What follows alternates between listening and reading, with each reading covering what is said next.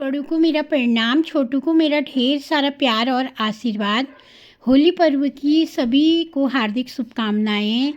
इस होली पर्व में सभी के जीवन में रंगों भरी उल्लास हो, खुशियां हो, अपनापन हो, भाईचारा हो, प्रेम हो, विश्वास हो।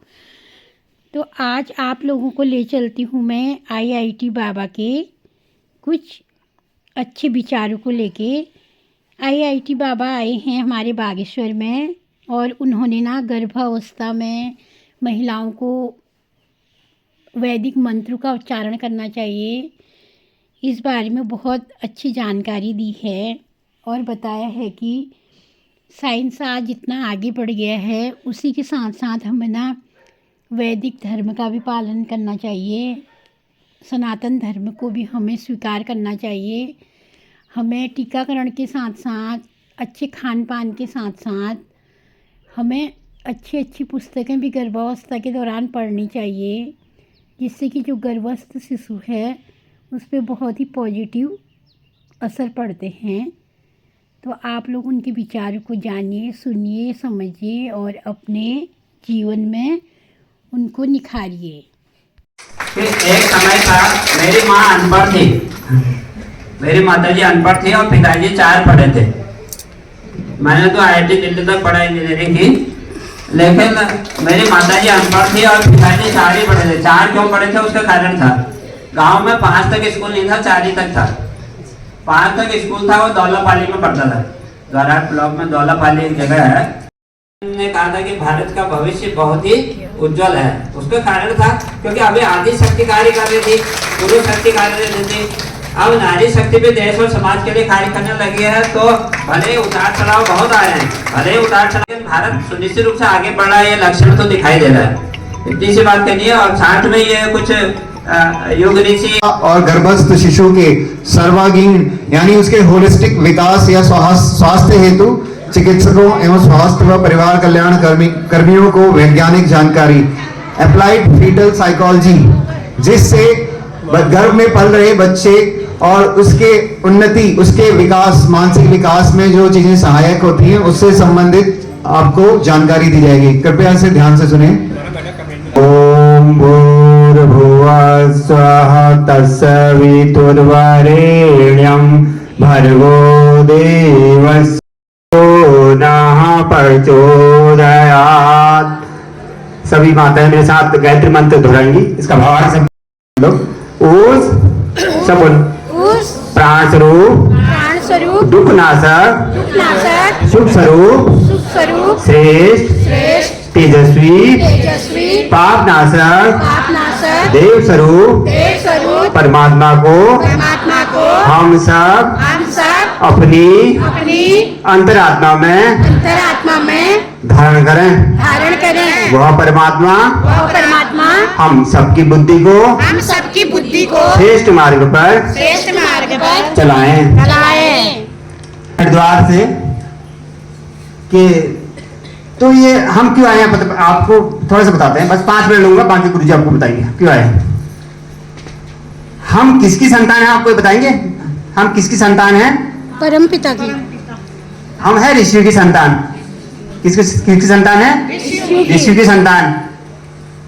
जब हमारे घर में ना पाठ होती है, पूजा पाठ होती है, तो उसमें कहता है कि गोत्र का नाम लो आप ना। मेरा गोत्र भारद्वाज है, तो मैं भारद्वाज ऋषि का संतान। इसका है कोई हमारी कोई बहन कोई दीदी बताएगी डर किस चीज का लगेगा हमें यहाँ से अपनी बहन बेटी को दिल्ली भेजने के लिए? कोई डर लग रहा है आपको बीच में? काय का डर है? राइट। तो कौन करेगा दुर्व्यवहार? कोई रास्ते में कोई जंगली जानवर है क्या? थे क्रांतिकारी भी थे, देशभक्त भी थे। पांडिचेरी में उनका आश्रम है। तो उन्होंने कहा था भविष्य के मनुष्य जो होगा उसमें अतिमानस का अवतरण हो रहा है। वो ये जो आओ गणेश संस्कारवान पीढ़ी का जो डिपार्टमेंट है शांतिकुंज हरिद्वार में, उसके हेड हैं, प्रभारी हैं, इंटरनेशनल प्रभारी हैं। और परसों उनका मेरे पास फोन भी आया था कि आप बागेश्वर में कार्यक्रम आपको कराना है, आप अपनी टीम को ले जाइए अल्मोड़ा से करके। मैं 2 साल हरिद्वार में, 16 साल मुझे यहाँ पर हो गए हैं अल्मोड़ा के अंदर, 1 साल पिथौरागढ़ में रहा गायत्री में। तो इस तरह से जो पहले बात हुई थी जैसे माताएं बहनें जो जागरूक हो रही हैं। और विवेकानंद कहते थे भारत जो है जगत गुरु तभी बनेगा जब दो लोगों को आगे आना पड़ेगा। नंबर एक, नारी जागरण वाली स्थिति बनानी पड़ेगी। नारी जब जाग जाती तो परिवार तक सीमित नहीं रहती है, घर गांव समाज में वो आगे बाहर निकल के आती है। उसका कॉन्फिडेंस भी इतना बढ़ जाता है, उसकी शिक्षा भी इतनी बढ़ जाती है, उसकी जागरूकता भी। जैसे आपका रूटीन वाला कार्यक्रम तो जो आशा कार्यकर्ती वाला या दूसरा जो भी कार्यक्रम है स्वास्थ्य कर्मी का वो है, लेकिन सबसे बड़ी बात जो मुझे, आप दोहरा भी सकते हैं इसको, ज्यादा नहीं गाना, 4 लाइन बहुत है भाव को ग्रहण करने के लिए। गीत तो लंबा है लेकिन हम एक ही अंतरा उसको दोहराएंगे। बने बने यह धरती स्वर्ग समान, यही संकल्प हमारा, यही संकल्प हमारा। विचार क्रांति अभियान इसी को कहते युग निर्माण, यही संकल्प हमारा, यही संकल्प हमारा। सदाचार अपनाए सब जन प्रभु के साझेदार बने, अनाचार से नाता तोड़े नैतिक बने उदार बने। सादा जीवन बने सभी का, सादा जीवन बने सभी का, फैले फिर सद्ज्ञान, यही संकल्प हमारा, यही संकल्प हमारा। मनुष्य देवता बने बने यह धरती स्वर्ग समान, यही संकल्प हमारा। डिवाइन, उसके अंदर पोटेंशियलिटी है। दिव्य और राक्षस हुए, आदित्य के बच्चे देवता हुए, इतना तो सबने सुना है। लेकिन मैं सोचता रहा वर्षों तक ऐसा क्यों हुआ। पिता तो एक ही थे, एक ही घर के बच्चे आधे राक्षस हो गए आधे देवता हो गए, ऐसा कैसे हो गया? आखिर हुआ क्या? ये मामला बिगड़ा क्यों? नहीं, सारे देवता क्यों नहीं हुए? सप्तऋषियों में जिसकी गणना होती है उसके बच्चे राक्षस हो गए, क्या गड़बड़ हुआ? गड़बड़ यहाँ पर हुआ कि जब वो बड़े हुए बच्चे तो उनको बिठाया सारे बच्चों को, है ना। जीवन का सार तुमको सिखा रहा हूँ। जिंदगी में 3 चीजों में मेहनत करोगे तुम हमेशा अच्छे बनोगे, सभ्य बनोगे, सुसंस्कारी बनोगे, श्रेष्ठ बनोगे। तुम किसी चीज में हारोगे नहीं। 3 चीजों में मेहनत करना, 3 चीजों में तपस्या करना। पुराने जमाने में मेहनत नहीं बोलते थे, तपस्या बोलते थे। तपस्या का मतलब होता है अनुशासित मेहनत, है ना, hard work with discipline. Hard work बिना डिसिप्लिन के भी हो सकता है। चोर भी तो मेहनत कर रहे हैं लेकिन डिसिप्लिन नहीं है, इसीलिए चोरी कर रहे हैं। किसी और अच्छे काम में करते हैं ना, अच्छे काम में मेहनत करने का मतलब डिसिप्लिन, है ना। अच्छाई में अपनी सामर्थ्य को लगाना वही तो डिसिप्लिन है, और क्या है। कर रहे हैं, दारू की दुकान खोलने में मेहनत कर रहे हैं, उसमें भी तो बड़ी मेहनत पड़ती है।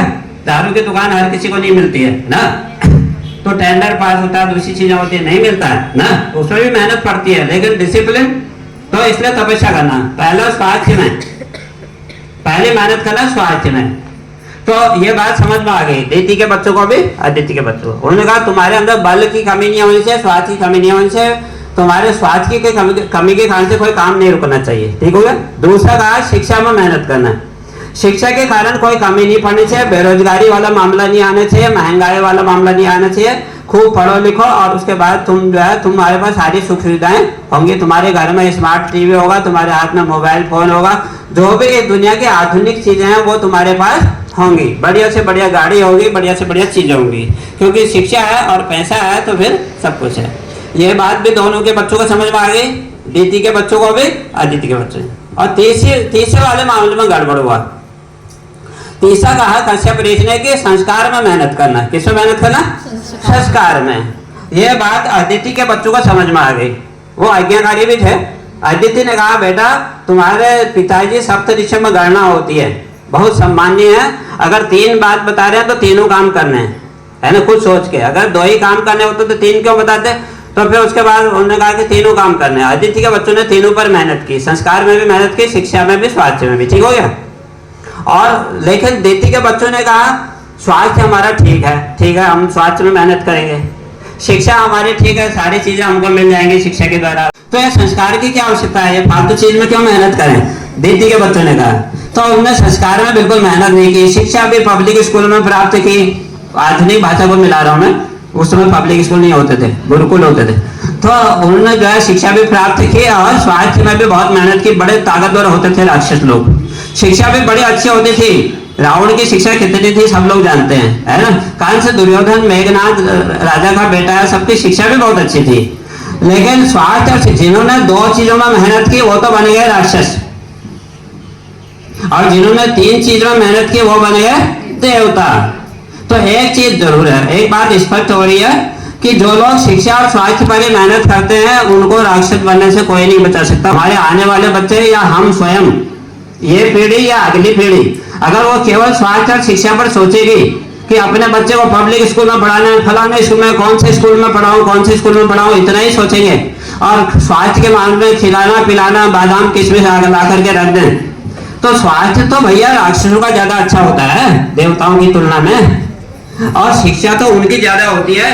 आज का जो आपका नक्सलवादी होता है बड़ा कंप्यूटर का जानकार होता है। उसामा बिन लादेन इंजीनियर था ना, उसामा बिन लादेन वाजे इंजीनियर, वो इतना बड़ा दिमाग था, वो दो टावर उड़ा दिए उसने, कितना बड़ा दिमाग था। हमारे पास नहीं है उतना दिमाग। तो शिक्षा में बहुत आगे थे लोग। तो शिक्षा किसी को राक्षस बनने से नहीं बचा सकती, शिक्षा भी इंपॉर्टेंट है ना। देवता बनना है तो तीन चीजें चाहिए, स्वास्थ्य, शिक्षा, संस्कार। और राक्षस बनना है तो केवल दो चीज चाहिए, स्वास्थ्य और शिक्षा, स्वास्थ्य और शिक्षा, स्वास्थ्य और शिक्षा। स्वास्थ्य पर ध्यान दिया और खूब ताकतवर हो गया, शिक्षा पर ध्यान को। अब उनका हमें संस्कार के क्षेत्र में कार्य करना चाहिए। तो संस्कार के क्षेत्र में जब सोचना शुरू किया तो महर्षि पतंजलि ने योग दर्शन लिखा, उपनिषदों की रचना हुई, वेदों की रचना हुई, रामायण और गीता की रचना हुई, क्योंकि संस्कार की आवश्यकता हुई। ऐसा लगा बिना संस्कार के संतुष्टि मिलेगी नहीं, केवल स्वास्थ्य और शिक्षा से संतुष्टि मिलने वाली नहीं है। परम संतुष्टि, परम आनंद शब्द का प्रयोग कहाँ होता है? शिक्षा में नहीं होता है, स्वास्थ्य में नहीं होता है, ये केवल अध्यात्म क्षेत्र में होता है। छोटी है सिर में और जनेऊ पहन रखा है, तो यहाँ पर क्या कर रहे हो, है ना। तो हमने कहा भैया ये आज की सबसे बड़ी जो दुनिया की समस्या है वो किस कारण से है? संस्कार की कमी से। एक वाक्य को हमारे साथ दोहराइएगा, अपने आप को अच्छा मनुष्य बनाने का प्रयास करें। अगर इस कार्य में सफलता मिल गई तो हर कार्य में सफलता मिलेगी। नहीं, मनुष्य को